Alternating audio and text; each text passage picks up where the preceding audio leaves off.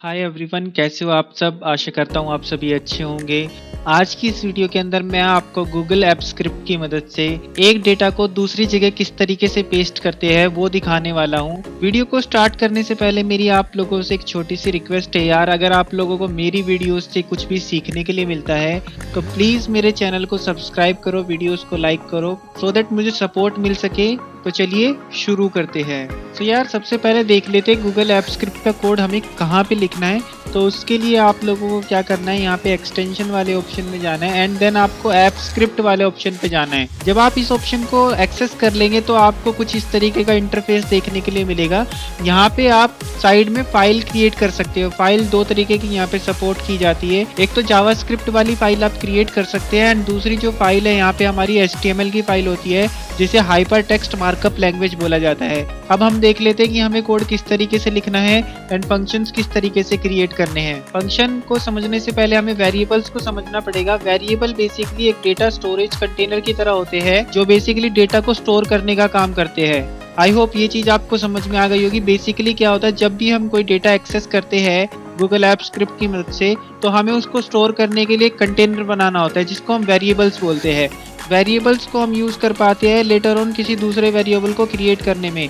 Basically variables क्या होते हैं, डेटा को स्टोर करने का एक वैलिड मेथड होता है जिसकी मदद से हम उस डेटा को लेटर ऑन यूज कर सकते हैं जब भी हमें उसकी रिक्वायरमेंट होगी। वेयरएज अगर मैं फंक्शन की बात करूं, फंक्शन ग्रुप ऑफ कोड होता है जो बेसिकली हम लेटर ऑन यूज कर सकते हैं।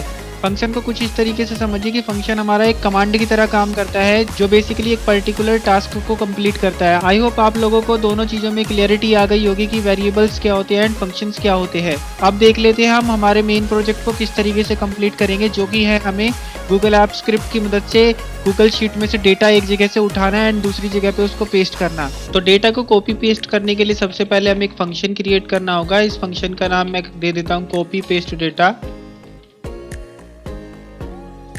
एंड देन हम यहाँ पे एक वेरिएबल को क्रिएट करेंगे जो बेसिकली डेटा को स्टोर करने का काम करेगा। तो यहाँ पे मैं एक शीट नाम का वेरिएबल बना रहा हूँ जो कि मेरी करंट शीट को एक्सेस करेगा। यहाँ पे हम spreadsheet app dot gate active sheet कर लेंगे। गेट एक्टिव स्प्रेडशीट ले लेते हैं हम, जो कि हमारी करंट में खुली हुई है एंड देन हम यहाँ पे ले लेते हैं गेट शीट बाय नेम। जो शीट का नाम है हमें वो ले लेना है, एक्सेस कर लेना है। यहाँ पे हम डबल कोटेशन का यूज़ करेंगे जो कि हमें यहाँ पे नाम देना पड़ेगा उस शीट का जहाँ से हम डेटा को एक्सेस करना चाहते हैं। यहाँ पे हमने उस शीट को कम्प्लीटली एक्सेस कर लिया है जिस शीट में से हमें डेटा को निकालना है। अब हम उस डेटा की रेंज को ले लेते हैं। तो बेसिकली वेरिएबल बना लेते हैं हम रेंज जो रहने वाली है, जिस रेंज को हमें कॉपी करना है हमें वो रेंज यहाँ पे ले लेनी है। तो यहाँ पे हमें जो रेंज लेनी है वो ये है A1 से लेके A12। तो यहाँ पे हम ले लेते हैं A1 से लेके A12। That's all. यहाँ पे हमने रेंज भी ले ली एंड देन हम यहाँ पे जाएंगे शीट में गेट रेंज करेंगे और उस रेंज को हम डाल देंगे यहाँ पे एंड देन हमें उसकी वैल्यूज़ को लेना पड़ेगा। गेट वैल्यूज़ हम यहाँ पे कर लेते हैं और यहाँ पे क्योंकि हमने वैल्यूज़ निकाल लिए तो हमें इसको भी वेरिएबल में एक डिफाइन करना पड़ेगा। तो हम यहाँ पे वेरिएबल वैल्यूज़ बना लेते हैं। तो यहाँ पे हमने वैल्यूज़ का वेरिएबल बना लिया। अब हम इस वैल्यूज़ के वेरिएबल को प्रिंट करके देख लेते हैं, जो कि हम करेंगे logger.log की मदद से। यहाँ पे हम वैल्यूज़ को प्रिंट कर लेते हैं। सिंपली यहाँ पे रन कमांड करेंगे, ये हमसे कुछ परमिशंस मांगेगा। तो यहाँ पे हमने परमिशंस को अलाउ कर दिया और यहाँ पे देख सकते हैं हम उन वैल्यूज़ को एग्जैक्टली फाइंड आउट कर पा रहे हैं अपनी शीट से। अब सक्सेसफुली हमने वैल्यूज़ को फाइंड आउट तो कर लिया। अब हमें बेसिकली इन वैल्यूज़ को एक दूसरी जगह पे पेस्ट भी करना है।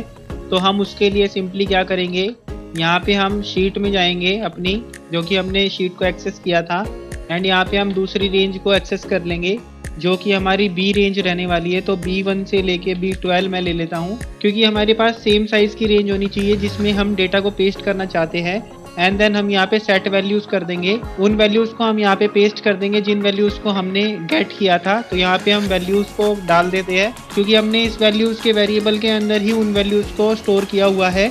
हम सिंपली इसको रन करेंगे और आप देख सकते हैं कि यहाँ पे हमारे पास B में जो हमारी B रेंज है उसमें हमारे पास डेटा आ चुका है सक्सेसफुली।